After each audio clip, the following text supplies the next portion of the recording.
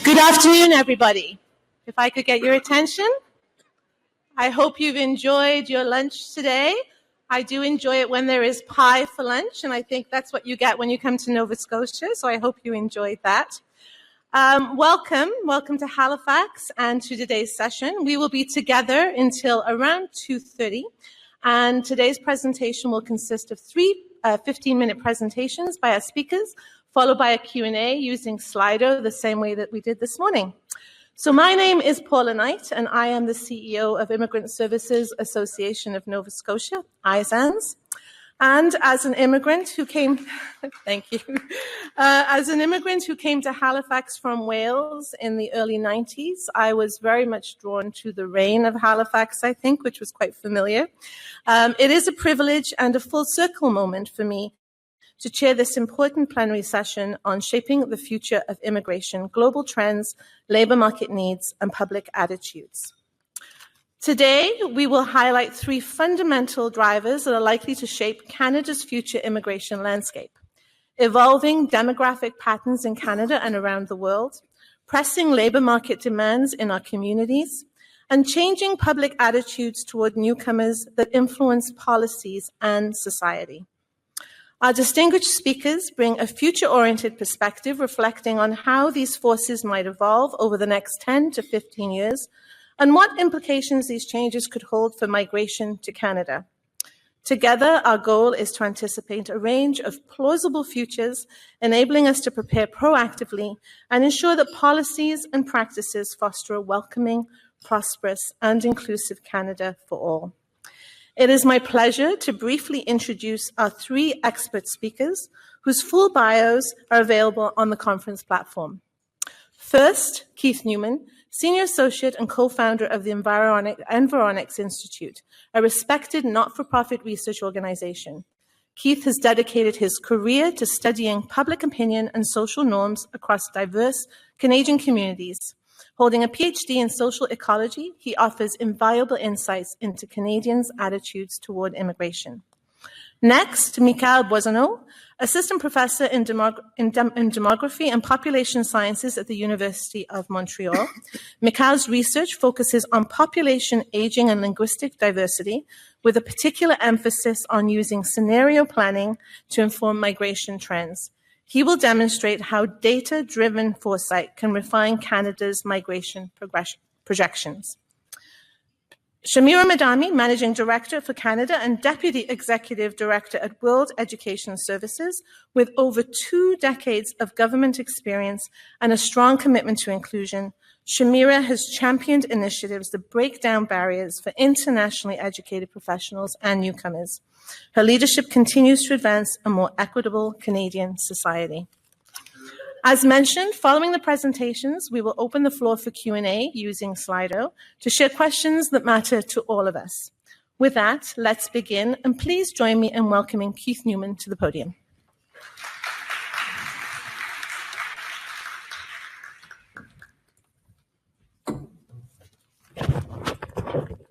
Thank you, Paula. And thank you all for being here today. Appreciate the opportunity to participate in this important conference. Immigration and newcomer settlement obviously is at a crossroads in this country, and a lot of big changes, which we're all quite familiar with, that really raises the stakes of what we're here to talk about. In the few minutes that I have, I hope to offer some insight about public opinion and where it is and where it's going. See if this works. Yes.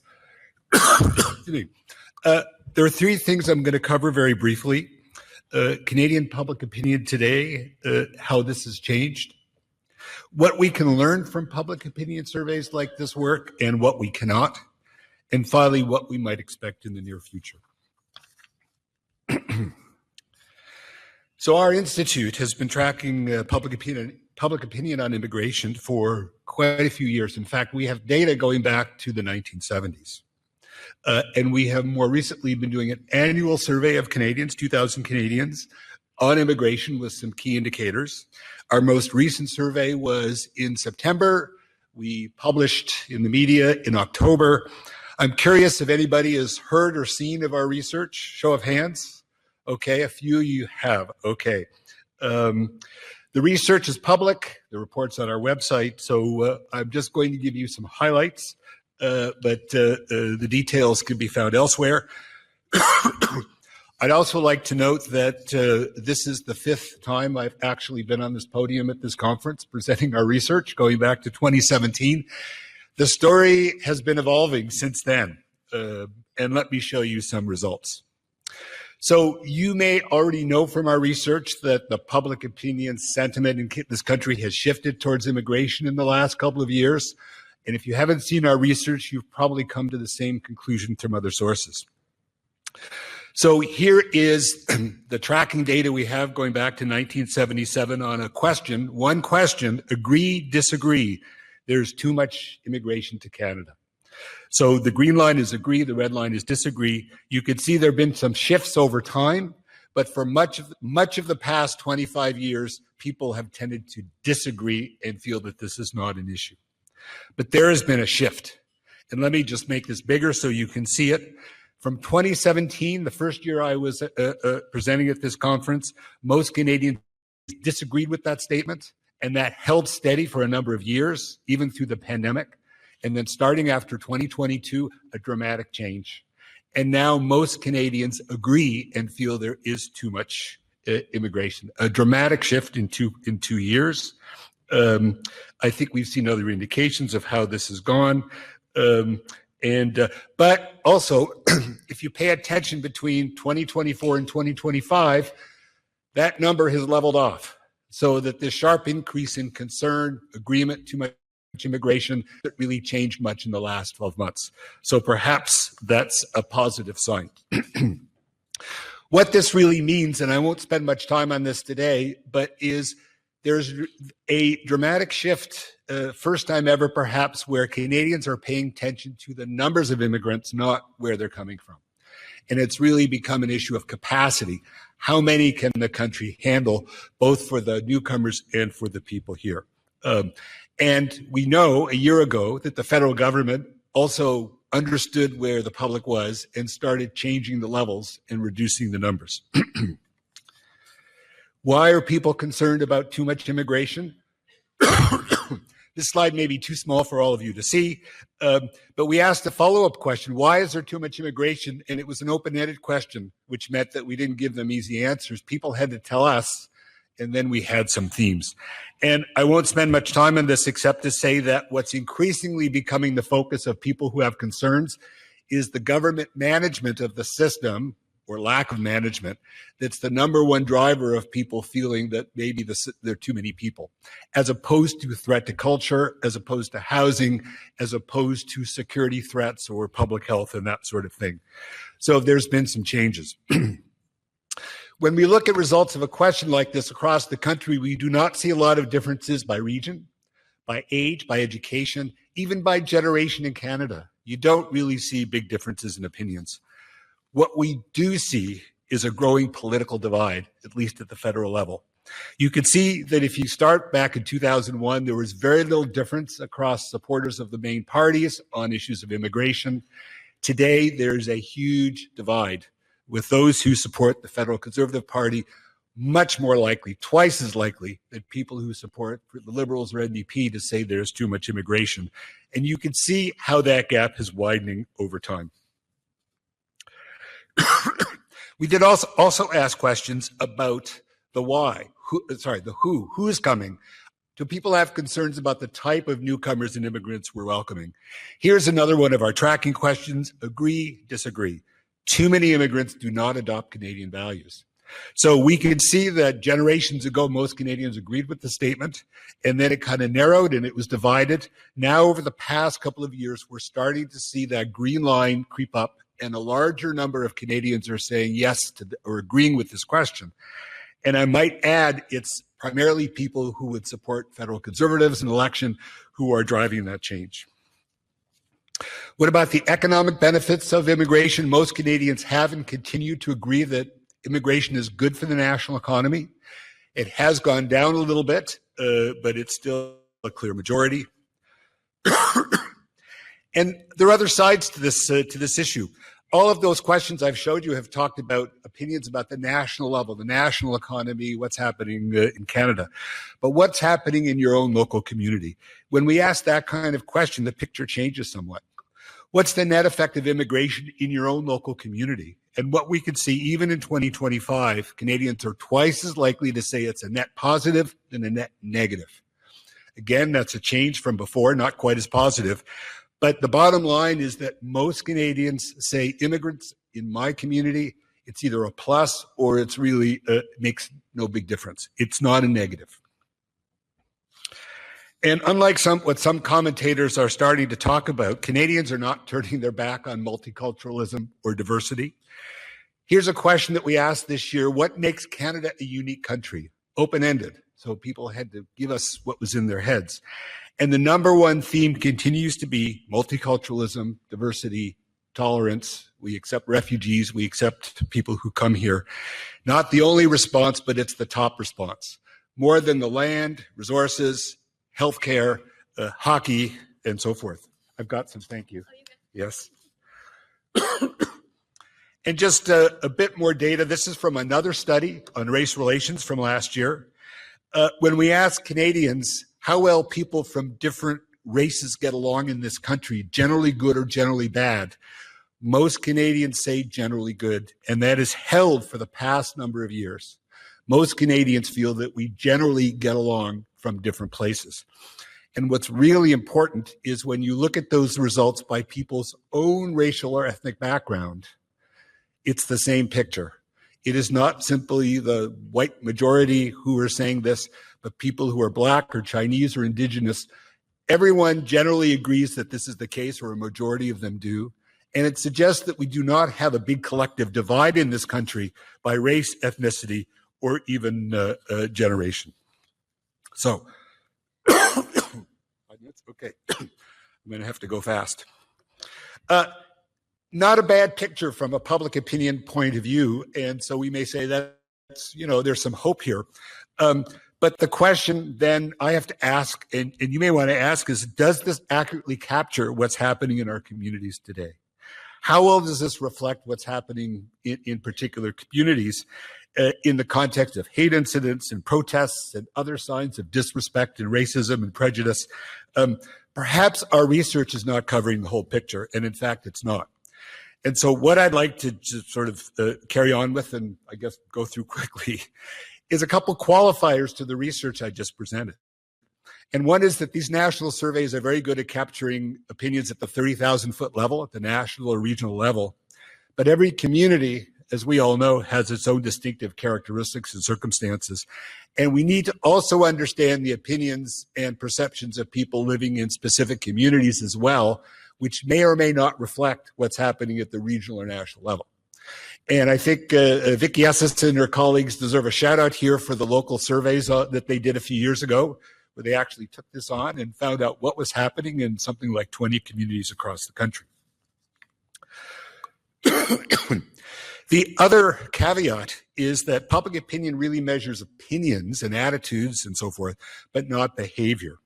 And behavior is actually pretty important when we're talking about how newcomers are treated and how they fare when they come to this country.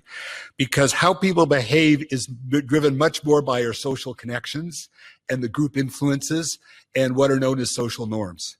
The norms that either constrain or enable people to act out what their beliefs may be or the beliefs of groups they're part of.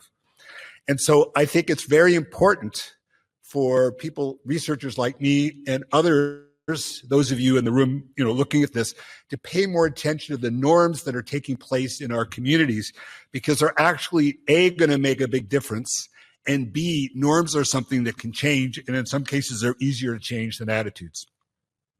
So, what is to come? Last two slides. Do I have time? Okay. It's pretty cliche to say these days that the world is changing rapidly. We don't need strategic foresight, I think, to tell us that. But the picture is really changing. And our story about immigration has changed. And it's not going to go back to what it was 5 or 6 years ago. A new chapter is really being written. When I was putting this presentation together, I was envisioning the very kind of rapids that Greg Landry showed in his slides, and I almost put the same slide up. And so, we're uncharted territory, and even those sorts of projections are going to be very challenging to do. We have to, I guess, come to terms with the fact that we're in a whole new political, public, social environment. And the balance, there's going to need to be a difficult balance in terms of immigration flow and the capacity. I mean, this is obvious, but we need that to maintain the public and political support for the kind of system we have, and not to end up like some other countries like the UK and Denmark and so forth, where they are starting to engage in something called negative nation branding, which is a new term that I just learned, and you may be hearing about soon. So, my last slide. Perhaps it was unrealistic for us to sustain our sort of exceptional story and success about immigration that the rest of the world has seen us as, and probably continues to. But we are still exceptional in certain ways. In terms of our geography, our history, our culture, our institutions, we are not like most of the other countries that we usually compare us with in terms of immigration. We have avoided some of the worst developments to date. We're not divided by race and religion. We're not seeing mass protests in some of those other countries. And I think when we look outward and see all those things happening in other countries, I think it's a good reminder to tell ourselves what we still have here and what we can work with and how we can approach the future. So thank you. Is that okay for time?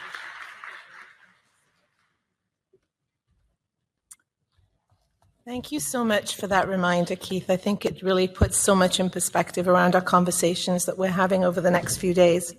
Now it's my pleasure to invite Michael Boisonneau to the stage.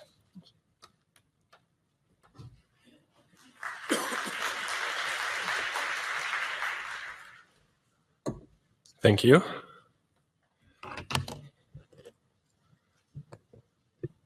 All right. So, thank you for having me here. It's my first time, and I'm really impressed with the size of the conference. And I also wanted to say that I enjoyed the talk by Greg Landry this morning. I think it sets up the table very nicely for what we are talking about, and especially for what I will be talking about in this presentation. So, as Paula said, I'm a demographer, so I'm really interested in the quantitative aspect relating to migration. And so what Greg was talking about this morning, foresight, is really much about stories. But what I was interested in a few years back was to look at how those stories can be used to derive numbers about migration trends in the future. It's not. I need to push here. Wasn't pushing hard enough. So, as a background for my presentation, of course, is the really important increase in population size that happened in Canada between 2022 and 2024. That was mostly unpredicted. And of course, most of that growth was attributable to migration. I will be talking about that in a second. But so if we look at population projections that were made prior to the strong increase, we can look at the projection by Statistics Canada. And I don't want to criticize Statistics Canada, but I think we saw the projection by Scotiabank this morning. It could have been the United Nations also make projections regularly, and it's all the same. Even the highest scenario that Statistics Canada projected, so that's the higher bound, was at least 1 million people below the what actually happened. So that's a projection that was made in 2015. Statistics Canada used to make projections every 5 years. Now they're making more often. They update their projections because things are changing so fast. But if we look at what was projected in 2015 based on the 2012 numbers, that was obviously completely underestimated. And one of the main reasons was that immigration, so the immigration component of the projection was underestimated. And what demographers usually do when they make population projections is that they look at the past trends. So it's really about forecasting, using past trends, looking at what was the highest level that we observed, let's say, over the last 15 years, what was the lowest level, and we take that as boundaries, and we project that into the future, and we see what happens, we see what we get. Obviously, past trends are a very bad predictor of future ones in terms of migration, especially when you look at migration. And the increase between 2022 and 2024 was was much underestimated. So obviously, there was a specific context for the increase. A lot of things happening at the same time. So there was governments were searching for growth after the pandemic. They wanted a bit of stimulus. The number of births was historically low also, especially in terms of birth rate. There was the unstable political climate abroad in Afghanistan and Ukraine. All the story also around Roxham Road, where a lot of refugees came. And altogether, I mean, the general context also of the government favoring higher immigration levels. So a very specific context, but could it have been predicted? And I will argue that if we use the right tools, maybe it was not predictable, but at least we could have been better prepared. And that's really much what Greg was saying this morning. So we can turn to scenario planning. And I won't repeat what Greg said this morning, but so that's an approach that's been around for a long time, especially in business. And in science, it's been appearing a little bit later, maybe since the turn of the century. There has been more publication, and it was a bit more niche maybe in the beginning, but gradually it became more popular among different circles, including among some demographers more recently. So starting around 2010, larger organizations like the OECD started using scenario planning to think about the future of migration to OECD countries. The European Union used scenario planning a lot during the last 10, 12 years to think about the future of migration to Europe. So this is one example of what scenario planning how it can be used in the context of migration. And we see usually, we see this example over and over again across different publications. So I published a literature review of those scenarios, and that's what I wanted to say in the beginning of the presentation, actually. So this is work that I will be talking about now that I did in Europe. So I did not do this for the specific case of Canada, but I think we can learn a few things from what I did in Europe, because I was there, and there was a strong demand for that kind of for better forecasting migration demographically. And so I was working in a project part of that was funded by Horizon 2020. So, but before I talk specifically about the project we worked on, so this is what we had as a model when we started our work. Scenarios like those by the OECD, the European Union, they usually use two axes. They looked at how things could change, so two drivers of change. and they predict two directions of change according to those two drivers. This is somewhat of a special case with three drivers, actually, but the idea is the same. So you have those two drivers, you combine them, and you have usually four scenarios. And then the scenarios will be narratives. There will be stories about how migration might look like in 10 to 15 years in a specific place.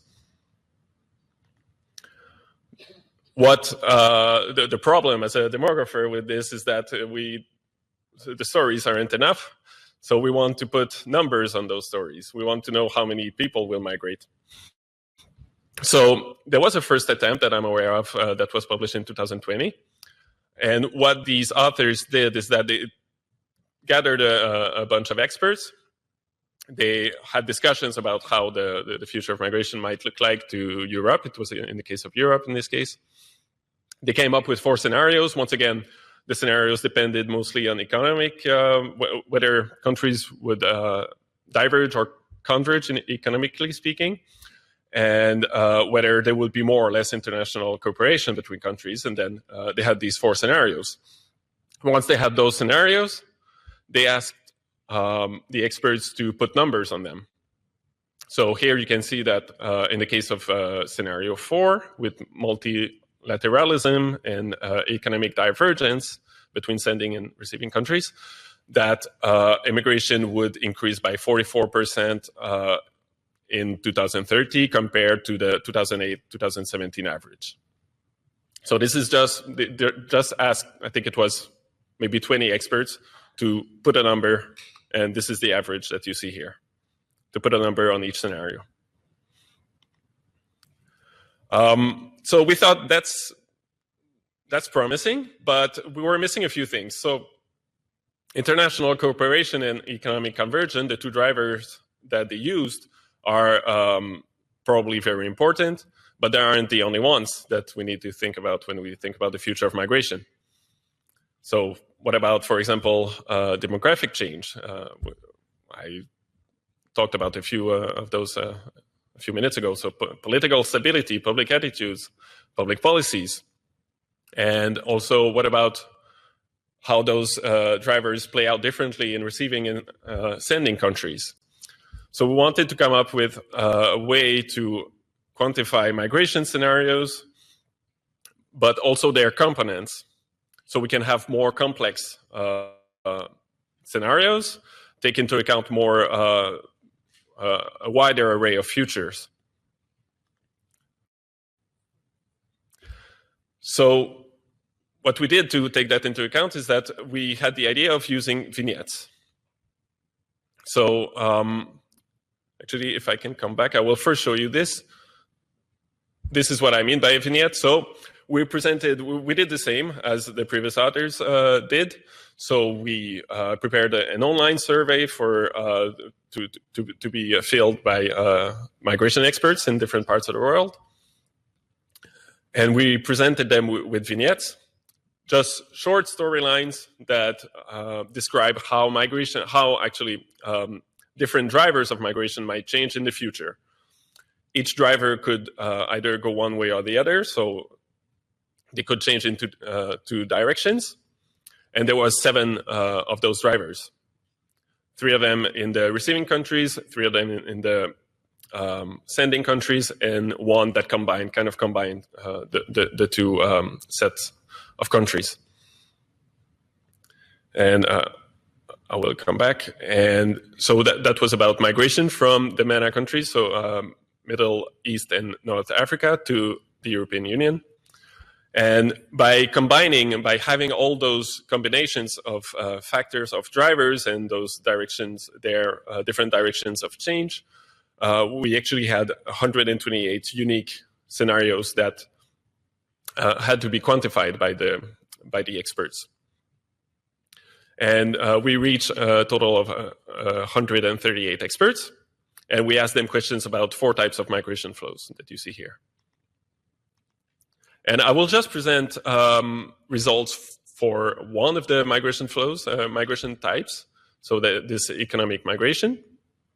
And this was for the period. So we asked them to quantify what they saw on the vignettes in the year 2030 compared to the year 2019, so before the pandemic. And this is one example of what we obtained. So this is the average across all experts. And we see that what they thought was the most, and that was a bit unconscious. So they would read the vignette, of course, and there was 7 different drivers that they would be presented with at the same time. But because we arranged them in a very systematic way and varied them in a very systematic way, we were able to tell exactly how much of a difference in the expert's assessment was attributable to each of them. And so the largest difference was attributable to divergent employment levels between sending and receiving countries. And then you have the restrictiveness of policies that played a large role, and also the attitudes towards migration. So, and of course, we have different levels for each of the drivers that we used, but we can still combine them to have really fully fledged scenarios. And in the case, do I still have 1 minute? Yes, I will take 1 minute. So we can still combine them to have full scenarios. And so just to show you a little bit how much variation we obtain, this scenario that would induce the largest migration flows. And we see that there is more than a doubling of the levels in 10 years. And then you have the less, the one that's associated with the lowest flows. So that's a bit more variation than what typical predictions will have usually when they are based on past trends. I think it's promising. We would have hoped that, I would have imagined that the variation would have been even greater. But people are quite conservative, I think, when they assess that kind of scenarios. So for Canada, I believe that if demographers want to continue making migration projections or just population projections, they need to consider a wider array of possibilities for the future. And it starts maybe with using scenarios or scenario planning. Thank you.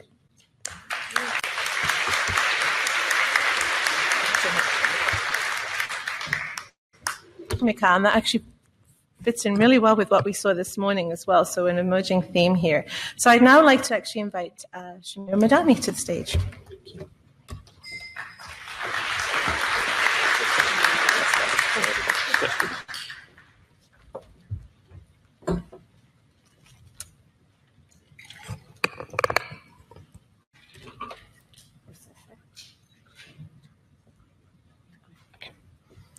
Good afternoon, everyone. So I'm not a demographer, I'm not an economist. I'm just me in terms of the presentation I'm going to be making this afternoon. I'll just start by saying that I've been working in this sector for over 3 decades. I know many of you in the room who have been around with me, and I've been in government and outside of government. And yes, I would like to say that I started when I was 4. But it's been a long time, and today I'm going to be a little controversial for some of you. For years, I've sat in rooms like this where we talk about our programs, our funding needs, and the complexity of the people we serve. And one theme rises to the top every time. We always talk about requiring more funding. And as I prepared these remarks through the lens of investing in Canada's shared future, I realized something, and I've been thinking about this for a little while, but I realized something. Starting with funding, and especially having been in government, inside government, is the wrong conversation if we want to have meaningful engagement with government. So the context has shifted fundamentally, and it's not temporary, and it's not political, it's structural. And government priorities are moving because of that. So you heard, the speakers this morning speak to it. You've heard my colleagues speak to it. So inflation pressures, labor market disruption due to trade tensions, public opinion volatility, and shrinking internal tolerance for what's happening. So the settlement sector is staring at all of you, 20 to 40% funding cuts. IRCC is reducing its own workforce by 3,300 positions, justified by the assumption that fewer newcomers mean fewer services required by newcomers. Meanwhile, the federal government is investing over $280 billion in capital projects, including $110 billion in productivity and competitiveness. There is money in the system, just not for everything. And the competition for dollars that remain has never been fiercer. Across the country, organizations are cutting staff, closing programs, and turning away newcomers who are desperate to survive. And your concerns for your programs, your teams, your ability to serve people, these are real and legitimate fears. The sector does need funding. That's not what I'm disputing. But now we face two choices. We could continue to lead with funding requests and risk becoming increasingly ignored, or we show up and align with conversations that the government is having about how the future of immigration is going to work and the future of our country. So speaking where I sit as the Managing Director of World Education Services, we sit at a unique intersection of education, workforce development, policy, advocacy, and research. And we work with all different sectors, all different levels of government, and where we see where the system works and where it breaks, often badly. And as a social enterprise, we can approach government with a neutral, evidence-focused lens and ask the hard questions that others can't. And here's what we're seeing. When funding is the conversation starter, government stops listening. And when we lead with solutions, especially around workforce and talent, doors open. This time, the situation is really different. When people say this is temporary, things will change with the next minister, with the next government. But I believe that this is actually different. You've heard my colleagues since this morning speak about that, because this is not politics. It's about reshaping Canada's future. This isn't about a pendulum swing. This is a system-level inflection point. So this is where we can't really talk about forecasting. We can only talk about predictions. Immigration is the key to keeping our aging society economically vibrant. You've already heard Keith and Mikhail talk about that. The labor market picture is changing pretty significantly. Unemployment for Canadians is 7%. For recent immigrants, nearly double. For immigrant, refugee, and youth, 23%. 1 in 3 immigrants are not in jobs using their skills. You have civil engineers working as crossing guards, doctors driving Ubers, skilled tradespeople delivering packages. Meanwhile, AI is reshaping the labor market faster than our systems can adapt. Our GDP is declining. Global competition for talent is intensifying. And our ability to compete is weakening. You just heard about the report where people are leaving. The narrative has shifted to, for 20 years, immigrants were celebrated as nation builders. But in the last 2 years, that optimism has faded. Keith just talked about how 56% of Canadians now believe there's too much immigration. And not because immigrants are a problem, they aren't, but because many Canadians today feel economically vulnerable. And a false narrative has taken place that immigrants are takers. What's missing is a foundational truth. Newcomers are essential to Canada's economic future, not optional, not supplemental, but essential. And government isn't saying that the immigration system is failing, but there's a clear recognition that approaches must change to respond to a challenging environment, an environment that we know government itself helped create. So the real question today is, will the settlement sector help lead the renewal or simply absorb the consequences of change? And there are stories of real people. Last week in my Uber, I met a Mohammed, a chemical engineer from Iran. He designed rural water systems, brilliant experience, committed to public service. In Canada, He cleans offices by day and drives Uber at night. And not because he's not qualified, and not because his skills are not needed, but because our systems create barriers instead of removing them. And when I asked how he felt, he said, "I'm grateful to be here, but I did not come to Canada to disappear." And you heard Tamara talk about that this morning. There are tens of thousands of Mohammeds, and our economy needs every one of them to work in the profession again, to contribute to the country to thrive and not survive. So now we talk about strategic foresight. Let me basically paint two very different futures, but plausible. Picture one, 20 years from now, Canada is no longer a top destination. Long-term care facilities can staff shifts. Canadians must work into their 80s because there is no talent pipeline.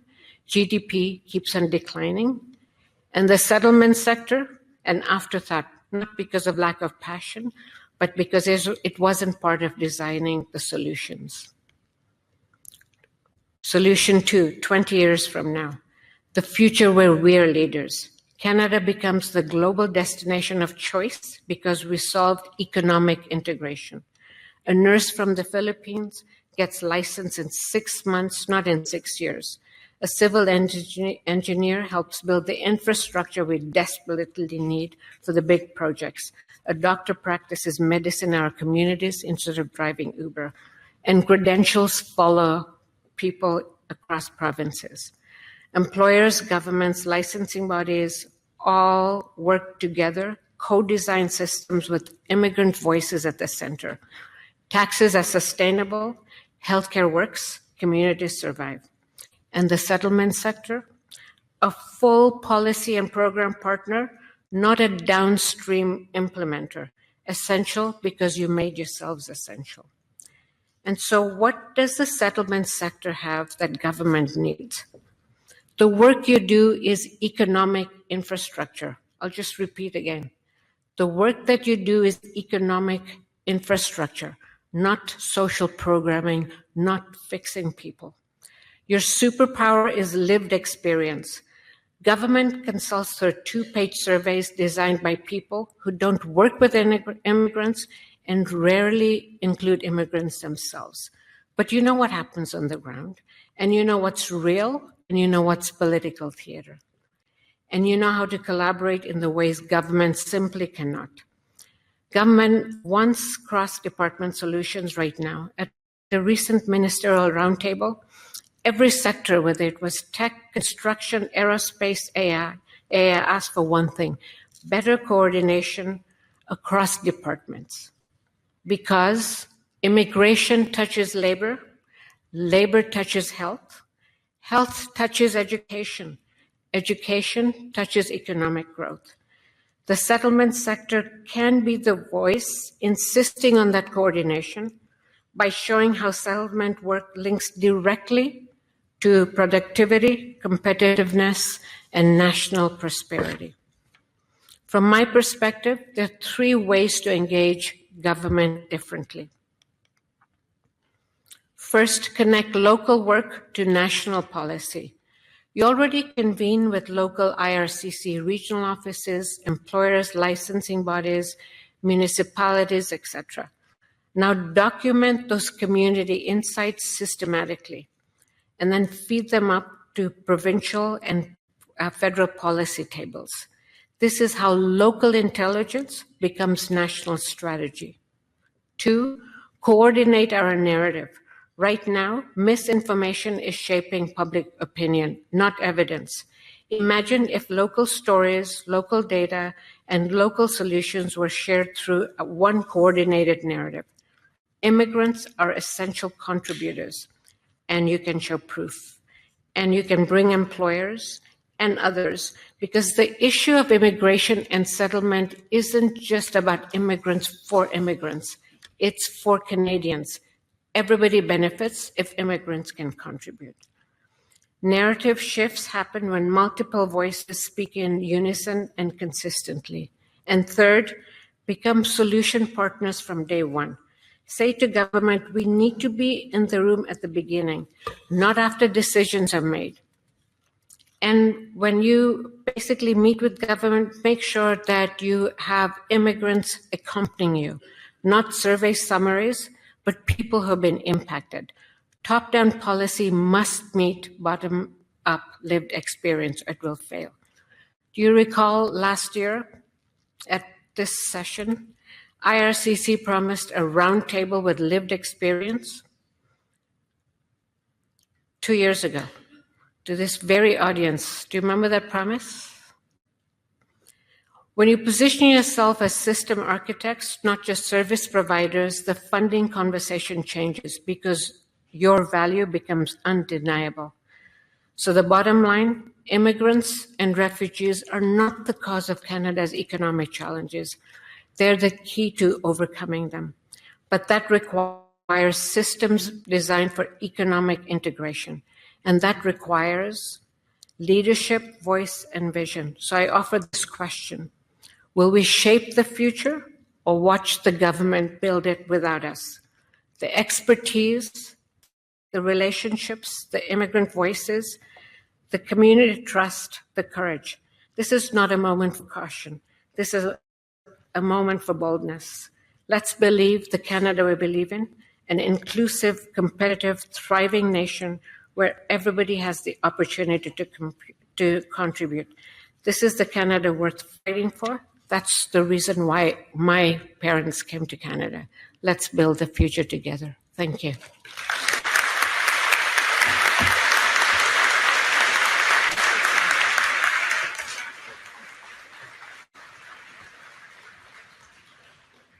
Wow. Well, thank you so much. That was a beautiful way to kind of end those presentations. I invite you all to begin asking your questions on Slido if you can. And we are going to show a brief video while you get your thoughts together, put those questions in, then we'll move to the Q&A.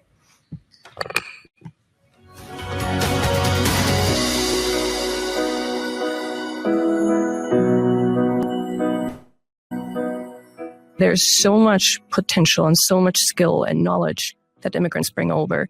And really what keeps us from tapping into that potential is not making that transition efficiently. And I think that's where ISENS is really important. I was here with a bachelor's degree, but I was kind of like jobbing around for 3 or 4 years, not really applying any of that skill. So I think it's really important that that potential that comes with immigration, that we really make use of that and apply it immediately. And yeah, Bridging Trades program is such a program, I think, that is doing that kind of work.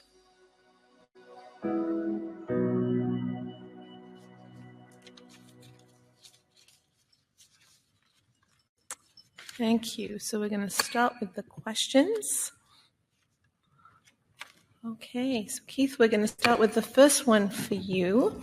Keith, did you expect the federal government would respond to your poll by cutting immigration levels, especially certain categories? Do you feel bothered your research is quoted every time to justify level cuts and consequently funding for services? It's a tough question at the very beginning. No, I think, is that working? You can hear me? Yes. Well, just a couple of points. First, you may not be surprised to know that the government is doing their own ongoing research on this. They're not relying on our research. They, in fact, are very interested in our research, and they don't release theirs, by the way. That's for internal purposes.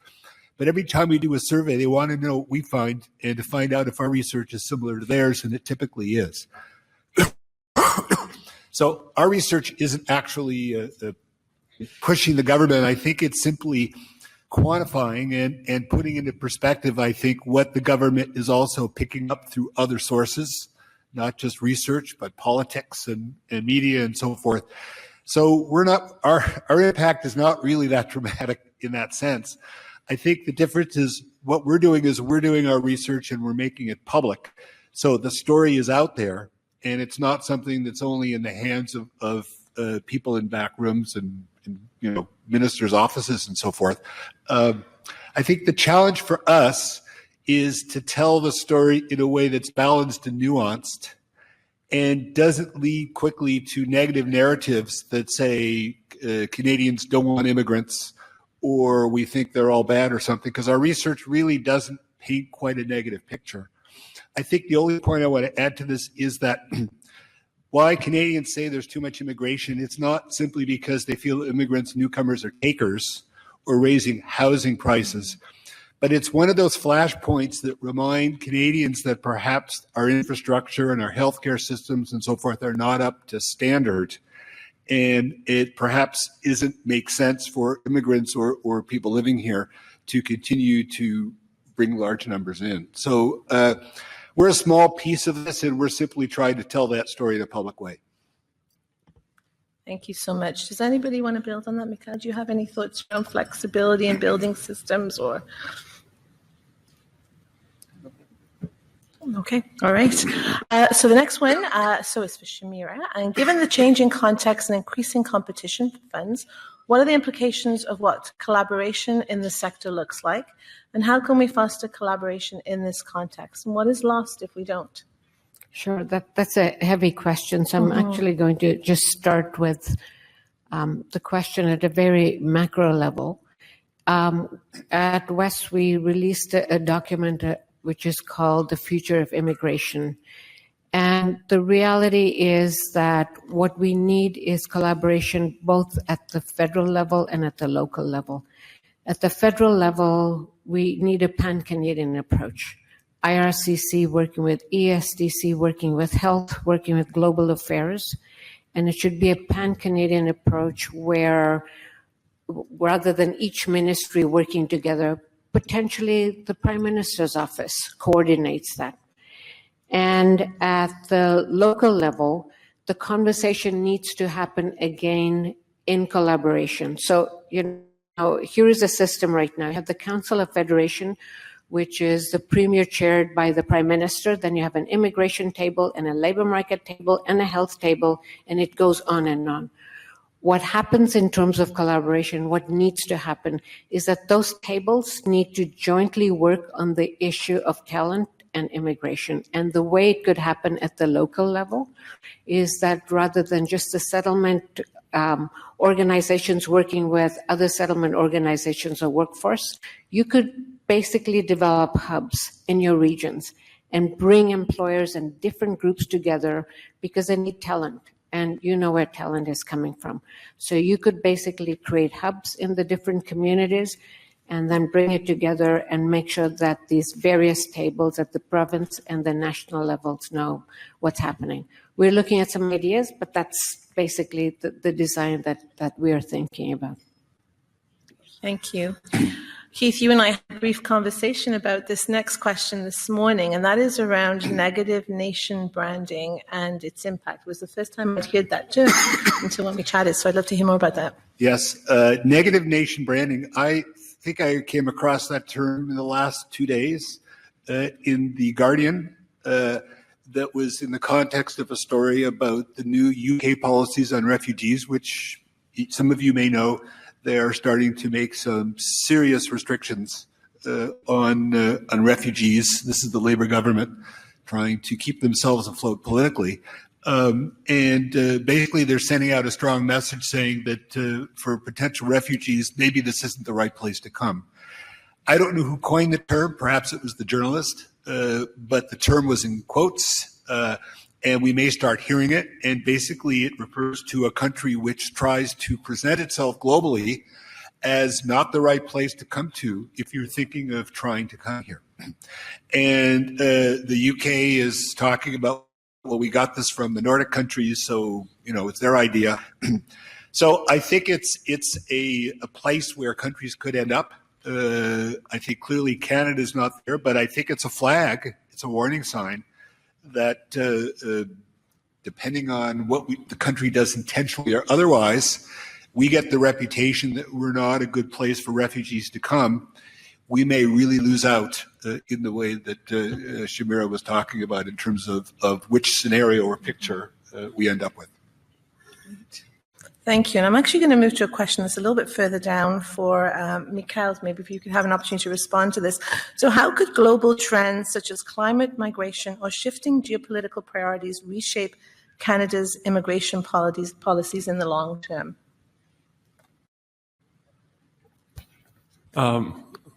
You want me to answer? Yeah, I think I'd be one there.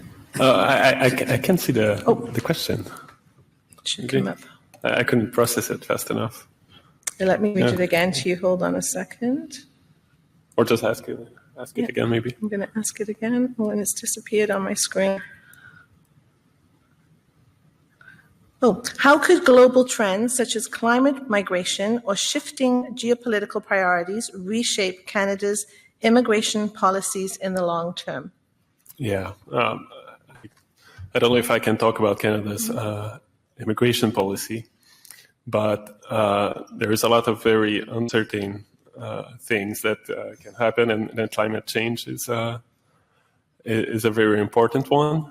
And I think, it cannot be excluded from when you think about the future of migration, especially in quantitative terms. So that's one of the drivers that has been absent from most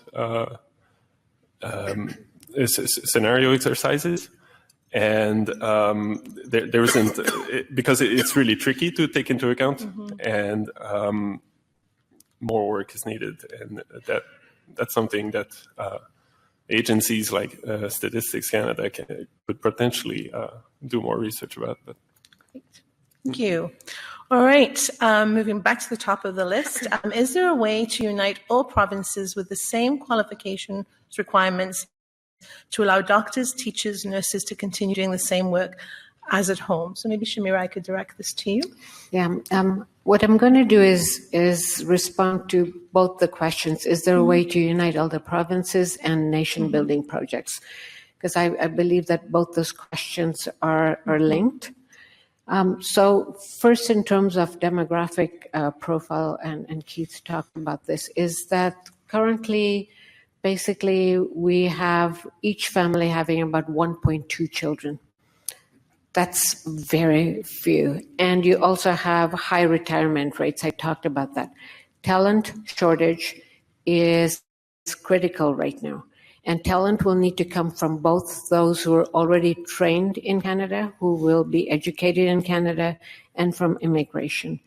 And so from my perspective, the question around nation-building projects, how can the settlement sector reframe its role? It's about talent. If this country is going to remain economically sustainable, it's about talent.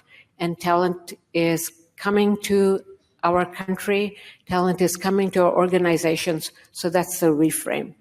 In terms of how to unite all the provinces with the same qualifications, I guess they're trying. Remember the labor mobility commitment that the Prime Minister made by July? A huge commitment, complexity. However, I feel like as though the best way again to do that is look at where the critical shortages. So as an example, health shortages, nurses. Is there a way that all the regulatory bodies across the provinces could work on the issue of nurses so that there's a national framework for assessing the qualifications of nurses? You know, if you're working as a nurse in Alberta or Ontario, it doesn't make any difference. It doesn't make any difference because your qualifications are the same. So that's what we should be achieving toward, is at least try a pilot project with nurses, very similar to the Red Seal program that they have in the trade sector. Thank you so much for that. Just to move along here, so I'm going to move to the bottom because that one of the questions isn't showing fully, but can we hear reflection on how to best leverage existing infrastructure like LIPS to enable the horizontal and lateral policy and programming engagement being suggested? Models already exist in some communities. So who might like to answer that one? The local integration partnerships. Shamir, any thoughts from you? Sorry.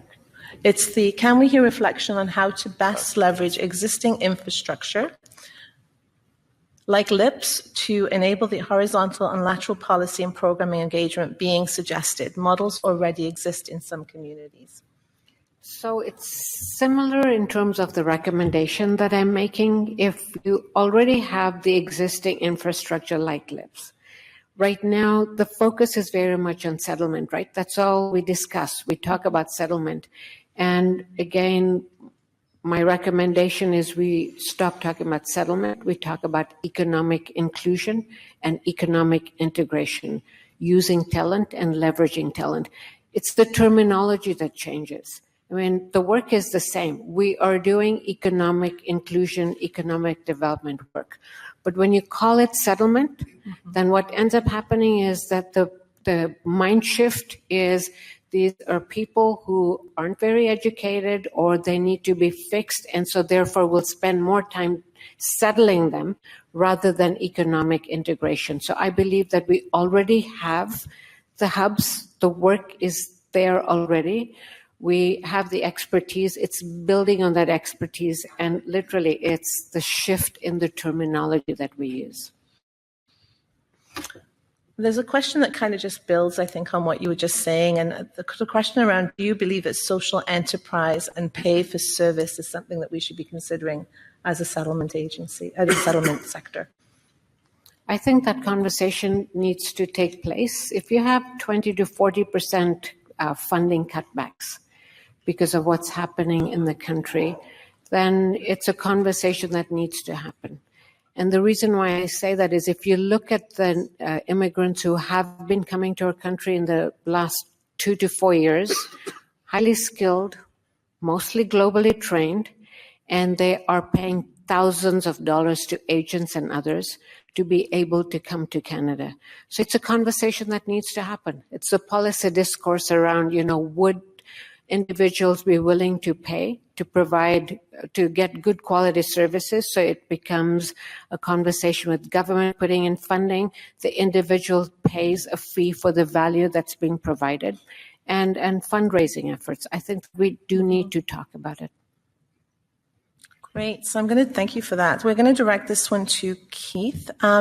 So how can the settlement sector attempt to influence public opinion in favor of immigrants and particularly refugees?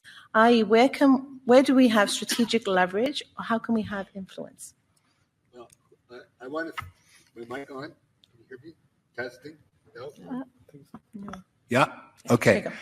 I'm glad whoever asked that question, thank you, because that's sort of the question I've been thinking about. I'm not part of the settlement sector. I'm kind of on the outside looking in. But I think picking up on Shamira's talk, I think there is an opportunity here for the settlement sector writ large, collectively, the extent to which resources can be combined and focused, for the settlement sector to be a catalyst or initiator to build the kind of narrative that Shamir is talking about. Because who else is going to do that has an interest in that might not be sidelined by another political agenda or some other kind of framework which isn't really supporting what I think is important. I think that as a sector collectively, you're positioned to take that on because you understand the lived experience, you're local, but you're large enough in scope across the country that there may be some collective resource to make that possible. And I think the other part of this is that I think the public will, for the most part, in Canadians is there, that the foundation is there, that this would resonate if Canadians better understood the economic integration model that Shamir is talking about, as opposed to the settlement or whatever. Most Canadians aren't paying attention. They don't understand it. They do know what's happening in their communities, but they're not quite sure what's happening nationally. So I think there's the opportunity to play a catalyst role in building that narrative and finding some way to take the initiative, finding partners wherever appropriate, and doing it in a way that you're not encumbered the way that governments might be or others could. Who else is going to take that project on? So that would be my encouragement, building on, Shamira, your good words. Great. Thank you so much. So I know that credential recognition is top of mind for all of us in the sector, and there's been some changes that we've seen across the country. So how can we work on credential recognition as a sector and as individual organizations? So I'm not sure who would like to take that. Shamira, is that one for you? I guess that's what you talk, yeah, core that's your business place. At World Education Services. Yeah. So in terms of credential evaluation, credential recognition, two different issues. So as far as I am concerned, and we have 4 other credential evaluators in the country, we have solved the problem of credential evaluation for academic purposes. The issue is credential recognition regarding skills or competencies. And so what you'll have employers and licensing bodies will use Canadian experience as a proxy for, I don't recognize your skills, and how your skills will basically be situated in my workplace or in this country. So I think that the conversation that needs to take place is, are we able to build basically a skills framework where you have standardized ways to assess somebody's skills that are harmonized across the country, so that no matter where an individual goes, basically from one province to the other, the skills recognition framework exists. It's like the academic evaluation framework. Right now, if you get an evaluation report from World Education Services or one of the services from BC, Alberta, you recognize it and you basically move forward. We need a skills recognition framework that's national in nature, that has the tools that employers and others will recognize, and I hope that we can build some projects in that way. Thank you so much. That's a wonderful response. So let's shift a little bit. Housing is top of mind for everybody across every part of the country, and housing affordability. So housing is essential for immigrant success. And are there any public discussions about housing as part of the conversations on talent? Is there work happening in this area? Maybe I'll point that to you, to Shamira as well, because I think, it's obviously a lot coming to you. I apologize. I've actually found one for Michael that I'm going to read back up in a moment. So, Sure. Housing basically is a conversation that's happening for and by all Canadians, housing affordability, etc. From a talent perspective, when government makes such significant commitments, and they have to build affordable housing, or even just housing, they need talent. And talent comes from immigrants and tradespeople. And so that conversation is happening in pockets in different places, whether it's with labor unions, whether it's basically with municipalities, etc. But it's happening in pockets. I do not see a coordinated approach in terms of talking about housing and immigration and talents. And what this could also mean is that the large number of immigrants who have been here for many years, those who are coming in, who may not be able to re-enter the profession for whatever the rationale is. And is there a way for government to really think in an innovative fashion, and that $110 billion that I talked about, productivity and competitiveness, could they think about upskilling or reskilling? Young people here and immigrants who would want to go into the trade sector, etc. So the conversations are happening, but they're happening in pockets, and we need to bring it together. Thank you so much. Totally agree. So, Michael, I'm going to pull one up to the top for you because I think it's important. It's not there, but it really asks about what learnings from the OECD scenario planning and immigration do you think that we can apply to Canada? Through one of your examples that you gave, what are the fact drivers that we should be considering here in Canada? Well, what I will learn from scenarios like the one from the OECD, but other scenarios, is that we need to think about more drivers than has been done so far. The OECD, other organizations were really putting a lot of focus on the level of economic integration among countries and how much governments work together. But there are so many other things, and it's hard. You can add a lot of dimensions, and it becomes increasingly complex for people to come up with good scenarios. So we need to think about ways to include more. I think that's what I would say. So the scenario planning by OECD is too narrow, and other organizations like that. Yeah. Thank you. All right, so we're going to close, I think, with this last question. I'm going to direct it to Keith, if that's okay with you. And that is, a forecast still indicating that by 2030, Canada's birth and death rates will be equal, leading to little or no population growth. How can we encourage discussions to counter negative perceptions of immigration vital for growth? My mic on, yes.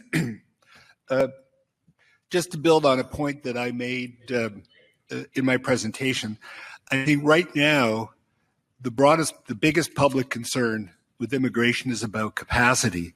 That is, how many newcomers can the country absorb in the short or medium term, nationally and in particular communities, given all kinds of other infrastructure and program deficits and everything else which are unrelated to immigration per se.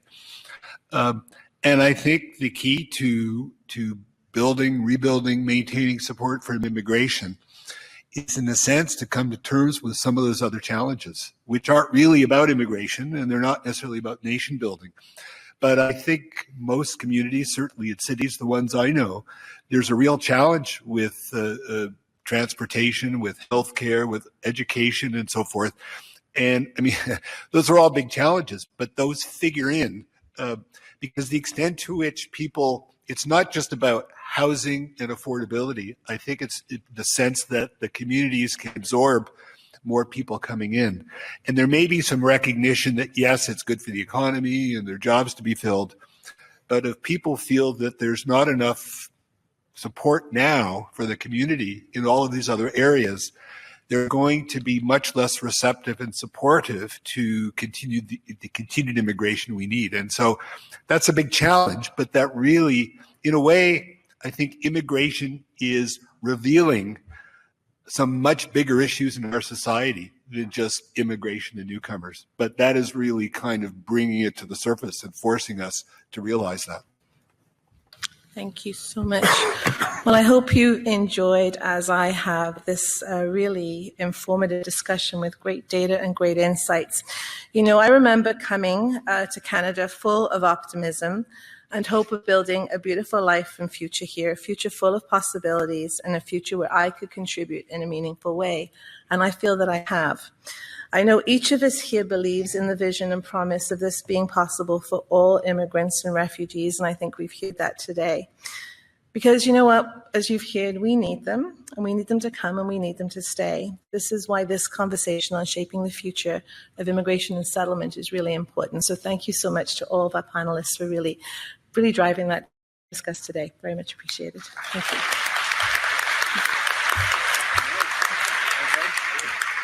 Great. Thanks so much.